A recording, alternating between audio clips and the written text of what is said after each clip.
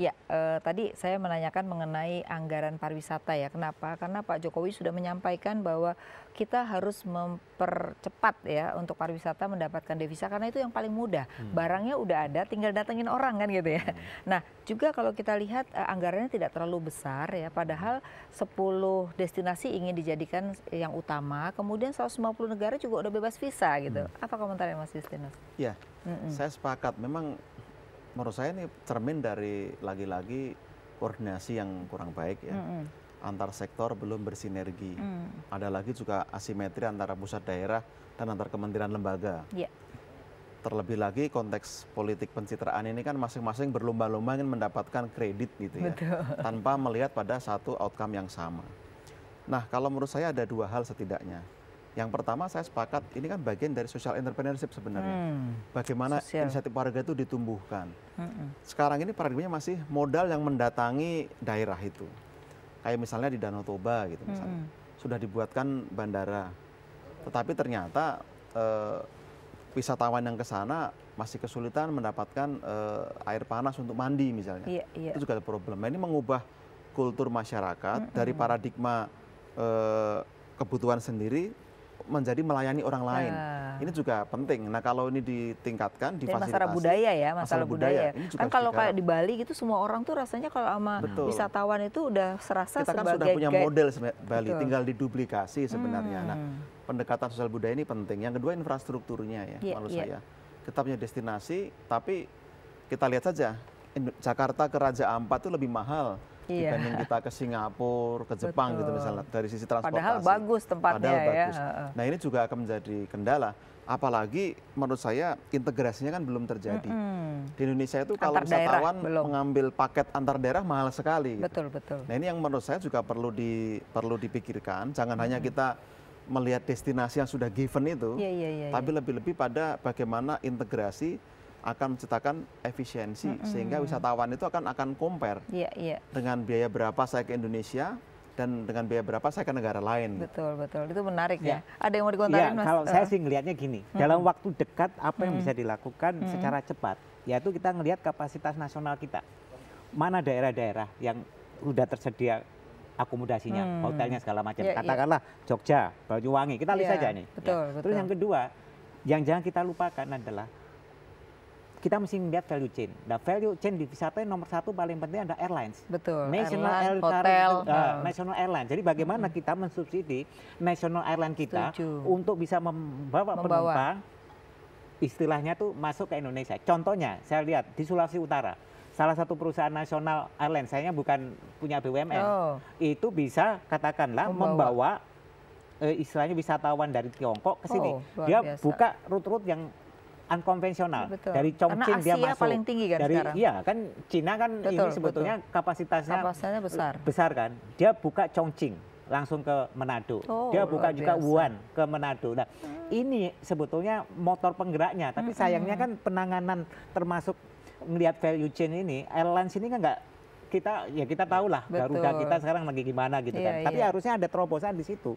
Jadi airlines karena di mana-mana pun airlines ini kuncinya. Ketika dia bisa membawa ini tentu dengan harga yang kompetitif membawa orang ini tercipta lah. Nah, di sini sebetulnya yang menurut saya jangka pendek. Terus yang kedua, kita harus melihat Mbak Afi, ternyata selisih antara devisa yang masuk dengan devisa yang keluar. Orang kita keluar gitu saya nggak banyak. Banyakan dia. 1 miliar. Banyakan orang bawa keluar ya. Nah, karena itu sebetulnya justru bagaimana kita juga mendorong supaya potensi di dalam negeri di dalam negeri juga dioptimalkan. Nah, tadi masalah Raja Empat segala macam kan kembali masalah airlines lagi.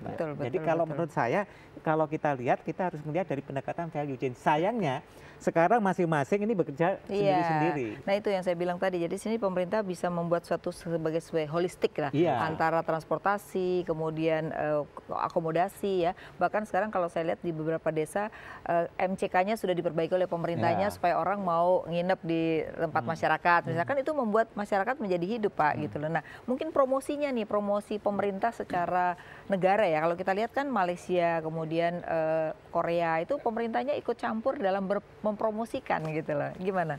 Kalau Kementerian Pariwisata saya lihat sudah cukup masif ya di beberapa kota seperti New York, London itu juga cukup banyak dan mereka juga mendapat penghargaan. Nah saya kira saya sepakat bukan lini depannya yang bermasalah gitu, tapi justru di belakang layar di dapurnya ini yang tidak bisa meracik satu paket kebijakan yang komprehensif holistik tadi. Jadi katakanlah gini, Kementerian Pariwisata tidak punya kewenangan soal airline, transportasi. Iya, benar. Ini nggak ada payung kebijakan yang memaksa secara mandatori bagaimana bersama-sama Menteri Perhubungan itu diwajibkan termasuk BUMN-nya. Nggak ada. Jadi nggak silo-silo gitu ya. Sekarang kan masih termasuk bank BUMN juga bisa berkontribusi. Coba kalau kita masing-masing merelakan ego sektoral terus fokus ke situ, ada pembagian yang jelas, tidak perlu berkompetisi, kita malah bersinergi sebenarnya. Nah, kemudian ada juga selain pariwisata ini kita bicara tentang ketenaga kerjaan ya. Tadi selain vokasional pendidikan itu bicara tentang Kementerian Tenaga Kerja kan. Nah, kalau kita lihat sebenarnya selama ini kan fokusnya itu lebih pada banyak ke TKI aja.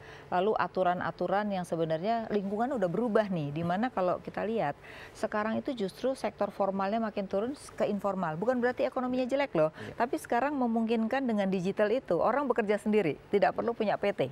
Nah, ini kan juga kalau kita lihat APBN itu juga harus melihat perubahan digital yang akhirnya menyebabkan juga berubah dalam APBN gitu. Tapi ini kan kelihatannya belum gitu. Gimana nih? Iya, tantangan kita sekarang adalah future of work. Dengan robot, ekonomi digital dan lain-lain itu cepat atau lambat akan mengerus tenaga kerja di level bawah. Yang unskilled labor itu yang paling terancam. Dan lagi-lagi ini juga mengancam orang miskin kan, ini harus diantisipasi. Di Amerika sudah terjadi gap yang makin lebar antara yang skill labor dengan unskilled tadi. Karena ini akan bisa digantikan oleh teknologi. Di India kan kejadian kan, sekarang ekonominya sudah turun gara-gara PHK terjadi dan menggunakan robot Pak. Gitu. Lalu ini yang menjadi tantangan kita adalah bagaimana mengupgrade kompetensi kapasitas mereka menjadi wirausahawan tadi. Ini kan tidak bisa cepat, tapi harus ada perhatian investasi yang memadai di sana. Yang kedua, sekarang ada istilah gig ekonomi. Gig ekonomi orang-orang yang bekerja wirausaha, entrepreneur, tapi satu hal yang jadi masalah, mereka tidak punya pensiun, tidak punya asuransi, sehingga ketika mereka ini sakit atau mengalami kecelakaan, beban akan tertumpu pada mereka. Ini akan jadi beban berat ke depannya. Dua hal ini harus diantisipasi dan politik anggaran kita harus mulai melihat ke sana. Kalau tidak, khawatirnya 4-5 tahun lagi kita akan menerima masalah ini tanpa kita sanggup mengantisipasinya. Setuju, ini gimana ya, Pak? Jadi gini, inilah makanya di dalam rancangan undang-undang kewirausahaan nasional itu, penekanannya juga di pengembangan kewirausahaan pemula yang bergerak di bidang digital. Tapi anggarannya ada nggak tuh Pak? Kan ini kan bicara anggaran ini masuk ke sana. Dan ini sebetulnya kita lihat dari siklus pembiayaan. Sebetulnya kalau bilang pembiayaan Mbak, akan kaget kalau kita mengetahui untuk pengembangan kewirausahaan dan UMKM itu totalnya lebih bisa di 100 triliun termasuk subsidi UMKM, tapi terdistribusi di 17 kementerian lembaga. Karena setiap kementerian punya ngomongin UMKM kan. Justru di dalam rancangan undang-undang ini salah satunya adalah bagaimana ini mengkonsolidasikan. Jadi ini yang masih menjadi PR-nya susah banget itu di pemerintah. Jadi kita lagi nunggu nih. Perlu terobosan istilahnya, karena justru kalau kita lihat dengan kata ibaratnya hujan, ini cuma gerimis saja, cuma netes saja. Tetapi kalau disatukan, ini punya kekuatan yang besar. Terus yang kita dorong juga adalah kita mau sebetulnya menggunakan CSR dari BUMN ini lebih efektif dengan membentuk angel capital. Angel capital sangat diperlukan. Bagi-bagi uang aja. Angel capital ini sangat diperlukan karena nggak mungkin namanya pembiayaan dari katakanlah startup ini dari pembiayaan bank. Ya ini kan harus ada angel capitalnya. Ya, ini sebetulnya untuk mendorong. Tapi saya sangat optimistis dalam pertumbuhan ekonomi kita kalau kita bisa mengembangkan kewirausahaan. Contohnya di Malang baru saja itu kita melakukan kompetisi difasilitasi salah satu universitas, itu pemenangnya itu masih mahasiswa, omsetnya sebulan sudah bisa mencapai 100 juta dengan membuat pisang nugget, padahal dia masih semester 5. Jadi ini sebetulnya dengan ekonomi digital kita perlu istilahnya mendorong anak-anak muda ini berpikirnya tidak mencari pekerjaan, tapi sebetulnya menciptakan usaha. Oke, baik. Nanti di segmen terakhir mungkin kita juga perlu kasih masukan ke pemerintah dan mungkin juga pelaku usaha yang sebenarnya perusahaan-perusahaan yang besar-besar kita juga bisa membantu. Jadi jangan dibebankan semua kepada pemerintah mungkin ya, karena pemerintah kalau kita lihat dari total GDP kita mungkin hanya sekitar 10-15%. Nah, yang banyak kan dari swasta. Nah, seberapa peran pemerintah swasta juga dalam ikut memberdayakan tadi, tapi kita harus break dulu. Ya bisa tetaplah di Economic Launch with ITC. Di segmen terakhir kami akan membahas juga bagaimana solusi yang harus diterapkan.